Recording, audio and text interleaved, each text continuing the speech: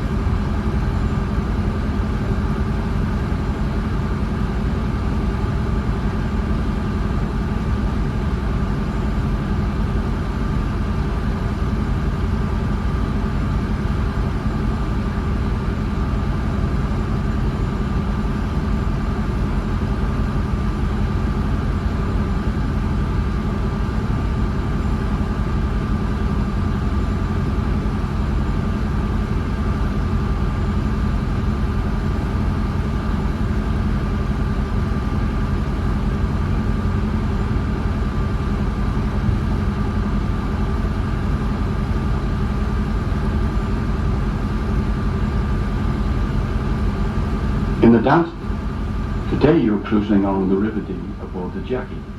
Built in 1970, it operated on the River Ouse in York under the name River Countess. Following its purchase by Cheshire Boat in 2007, the vessel was renamed the Jackie in memory of the late Jackie Leach, a local lady who worked tirelessly caring for Chester's swan population.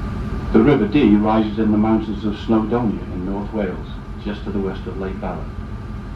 After flowing northeastward along the broad valley to Corwin, it plunges down the beautiful vale of Llangollen before leaving the Welsh foothills near Bangor-on-Dee. It then meanders northwards through the Cheshire Plain before eventually swinging northwestward at Chester.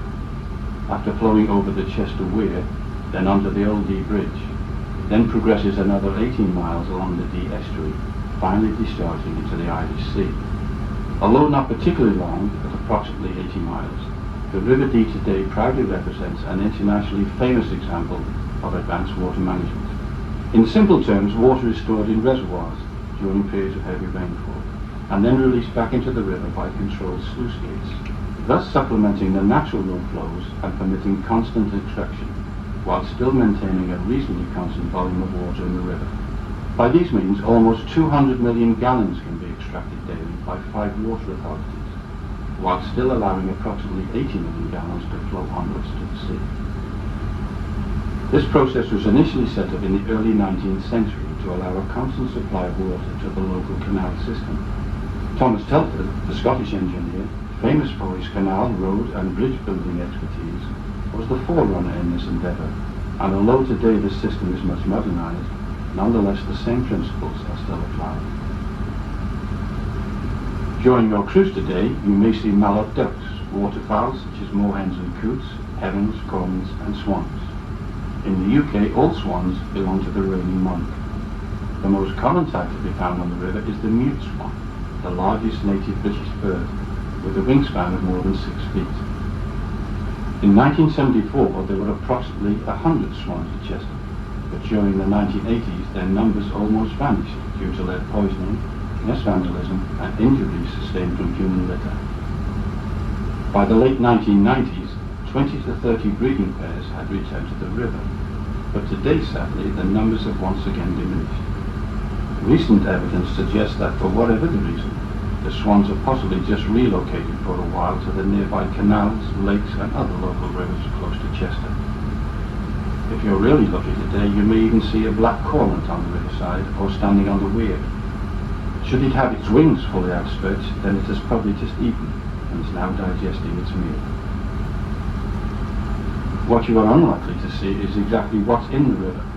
There used to be 2 main types of fishing on the river, both under license of course.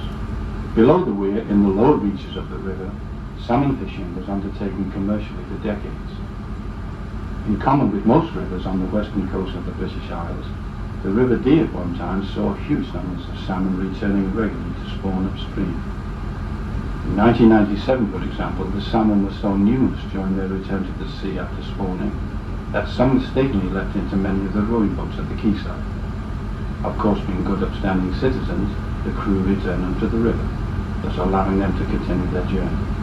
In more recent times, the National Environment Agency bought up all the traditional fishing concessions in order to preserve fish stocks, thus ending commercial salmon fishing below the weir. In more recent times, the National Environment Agency bought up all the traditional fishing concessions in order to preserve fish stocks, thus ending commercial salmon fishing below the weir. Above the weir, coarse fishing still takes place using rod and line. The River Dee is home to many fish, including the likes of chub, perch, roach, dace, bream, pike and salmon of course.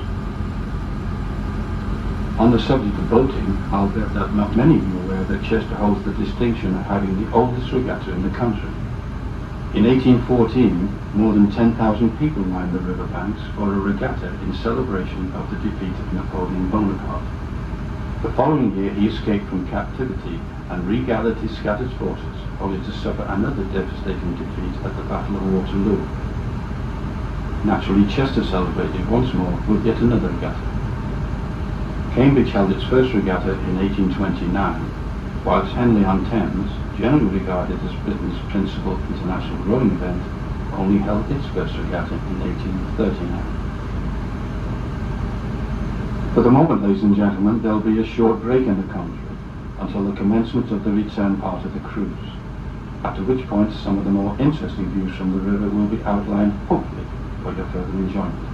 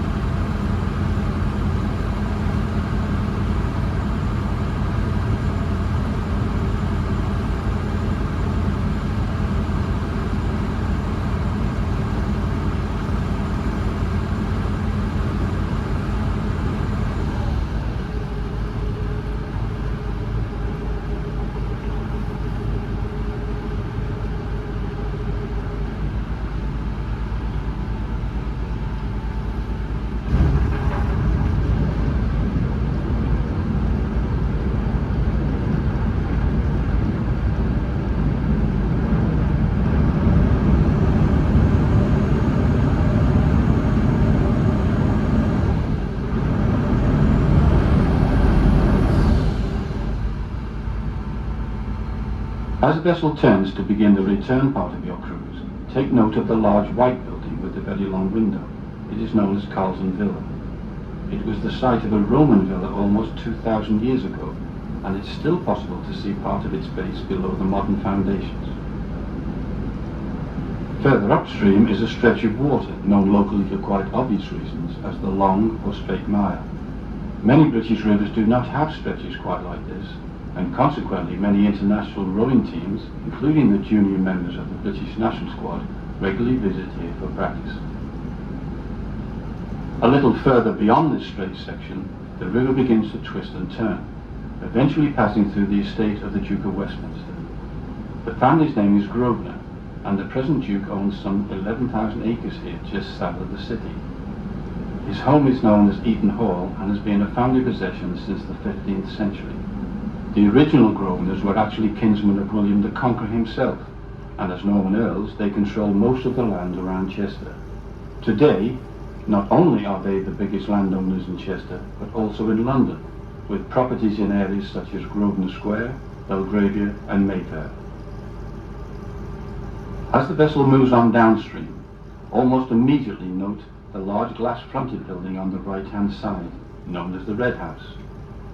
It was actually painted a vivid red until quite recently, but toned down to its present colour to blend in more naturally with the river environment.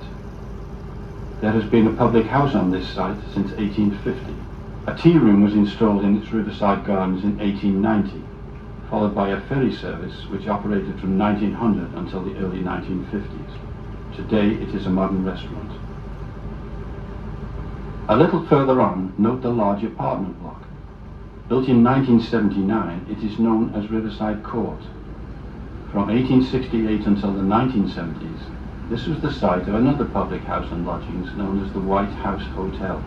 The hotel provided rowing boats for hire, and it too ran a ferry service until the onset of the Second World War. Beyond Riverside Court, and continuing for quite some distance on the right-hand side, look out for some riverside wooden cottages, which were once part of the property of the large houses to the rear. Over the years, many of these riverside holdings have been sold off. Prices vary considerably depending on their size and quality, but are quite expensive considering that the owners cannot live in them and insurance is difficult because of the likelihood of flooding. Now turning to the left-hand side and far away in the distance, you will soon be able to see part of the city skyline. To begin with, look out for the 4 turrets atop our majestic cathedral. Originally, this was the site of a 7th century Saxon minster, but following the arrival of William the Conqueror in the 11th century, the first Norman Earl of Chester, Hugh d'Avranches, authorized the building of an abbey here in 1092. In 1540, along came Henry VIII, and in order to divorce his first wife, Catherine of Aragon, he split with the Church of Rome and made himself head of the newly formed Church of England. From this point on, Chester's Abbey became its cathedral. In 1992, Chester celebrated its 900th anniversary, firstly as an abbey and then as a cathedral. Queen Elizabeth II herself joined Chester's celebrations by granting Lord Mayor status to the city in recognition of its historical importance. Since 1228 we've had a mayor, now we have a Lord Mayor. Just to the left of the cathedral, note the tall pointed tower standing high above Chester's Town Hall, seat of local government since it was built in 1869.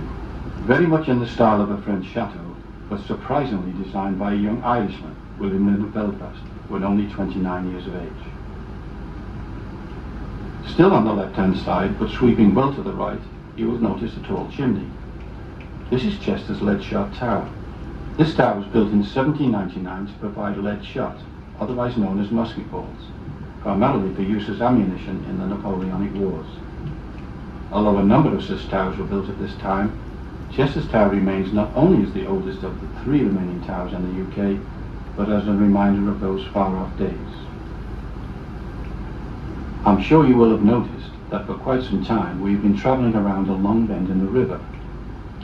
In the 11th century, the land on the left-hand side was actually an island, known in those days as an eyot or eye, and was owned by the Norman Earls.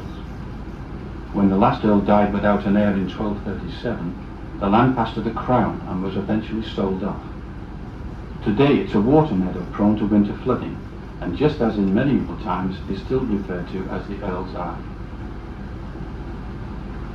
Returning once more to the right-hand side, one can't help but notice the large castle-type building set back in the trees. It is known as Walmore Hill, and was originally built as the retirement home of a very famous Chester Victorian architect by the name of John Douglas. He was responsible for more than 400 buildings in and around the city, and was particularly noted for his splendid chimneys, some resembling sticks of barley sugar. By far his most famous piece of work is the marvellous wrought iron framework supporting Chester's beautiful clock astride the East Gate, the symbol of Chester throughout the world. Building work started on Walmore Hill in 1898, but unfortunately was still not quite finished by the time of John Douglas's death in 1911. This particular stretch of the river is known as Dee Ford, and was the site of a Roman ford way back in the 1st century AD.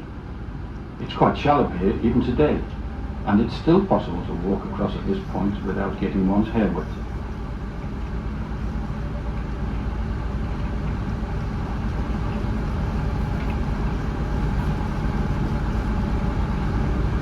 Now in view on the right-hand side is a splendid 19th century cream building with a red roof.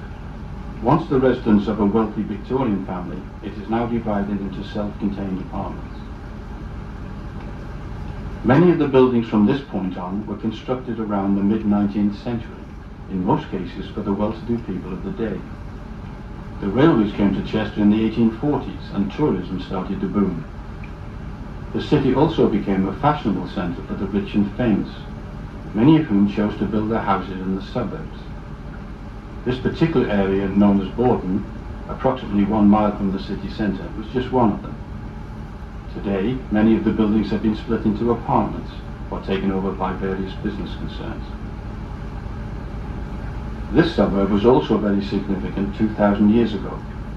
The Romans of the day discovered natural water springs in the vicinity and pumped their supplies into the city by means of lead pipes and an aqueduct.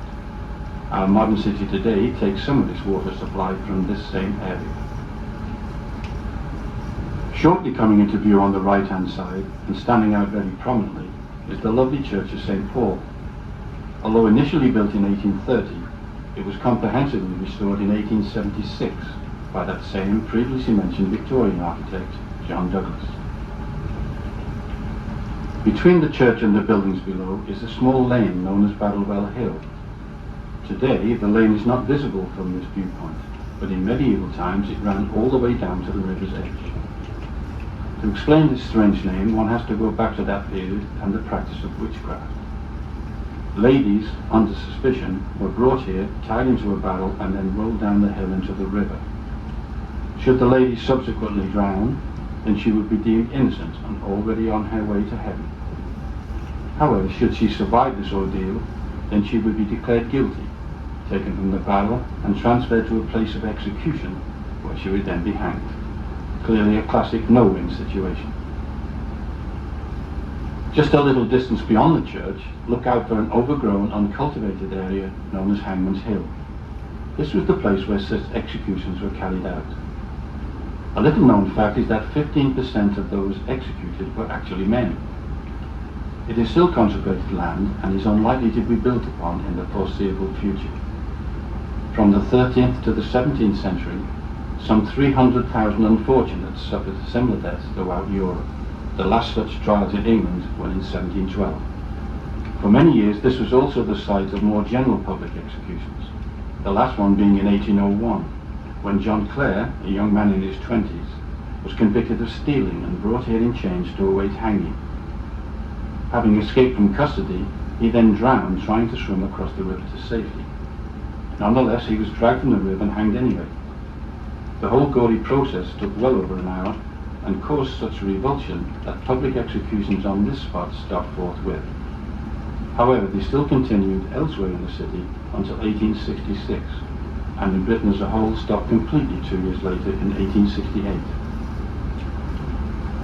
Just ahead on the right-hand side, and partially hidden by the huge trees, look out for a very tall red brick building in appearance just like a fairy tale castle. This was once the home of the author Thomas Hughes. who amongst other literary works wrote Tom Brown's School Days. Published in 1856, it recounted some of his experiences at Rugby School.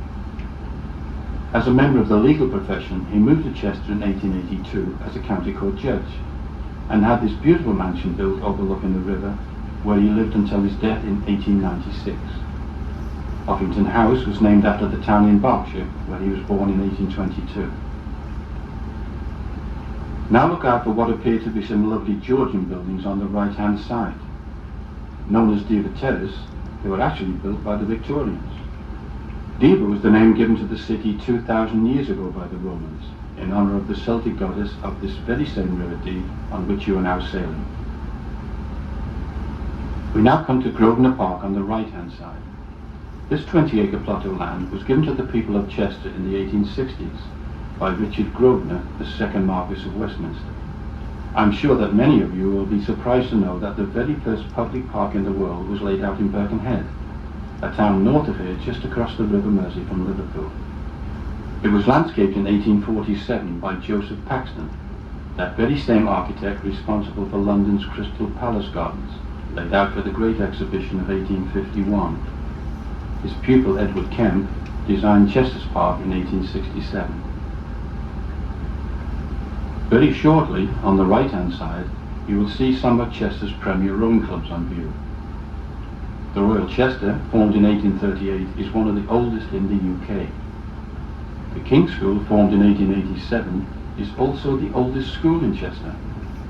The king in question was Henry VIII, and following the dissolution of the abbey, the school was founded in 1541 in the newly formed cathedral, initially for the education of 24 poor and friendless boys. By 1960, the school had expanded significantly, causing a move to new premises just south of the city. In 2003, the school became fully co-educational. Beyond the Boathouse Inn, dating from 1850, is the Grosvenor Rowing Club, formed in 1869, using the family name of the Duke of Westminster, whose estate lies further upstream. The large buildings on the left-hand side were built from the mid to late 19th century, once again for the well-to-do people of the day. Nowadays, many have been converted into nursing homes and the like. With the arrival of the railways in the mid-19th century, so people flocked to the city. Many of the rich people naturally chose to live in the suburbs next to the river, just like the area of Queen's Park on the left. And in 1852, a suspension bridge was built as a pedestrian link into the city. The present bridge replaced the original in 1923. Some of you may have seen or heard of Brown's department store in the city. Founded by Susanna Brown in the late 18th century, it later went on to become one of the best shops in the north of England. It was this same family who in the 1880s provided funds for necessary restoration work and the planting of the grove of lime trees, which you can see all along the right-hand side of the river. Today the area is simply known as the Groves. On the left-hand side, immediately opposite the landing stage where you boarded the vessel, look out for a very large building with classical pillars. It was originally built in Neo-Georgian style in 1937 as the headquarters of the Army's Western Command. The Army moved out in 1997 and the building is now part of the city's university complex. Its reputation as a distinguished training college since 1839 led to university status being granted in 2005. In the distance, note the Old Dee Bridge. Built in the 14th century, it replaced a number of partly wooden structures washed away in high floods and tides. There is recent archaeological evidence that parts of its base on the downstream side are of Roman origin. A tower on the left-hand side was demolished in the 1780s. In 1826, the structure was widened for pedestrian traffic, and in 1886, tolls were finally abolished. Just before the bridge is the weir. Built by the Norman Earls of Chester in the 11th century, it served two main purposes. Firstly, to keep a constant depth of water above the weir, and secondly, to provide water power for their corn mills, situated along the right-hand side of the river, just beyond the bridge. Well, ladies and gentlemen, that's all we have time for. On behalf of Chester Boat, I would like to thank you all for sailing with us today. If you have enjoyed the cruise and commentary, then why not tell your friends? and if possible, please let us know on Chester Boat's social media channels. I also hope that you continue to enjoy the rest of your stay in Chester. On a final note, could I please ask you all to remain seated until the vessel is firmly and safely tied up on the landing stage.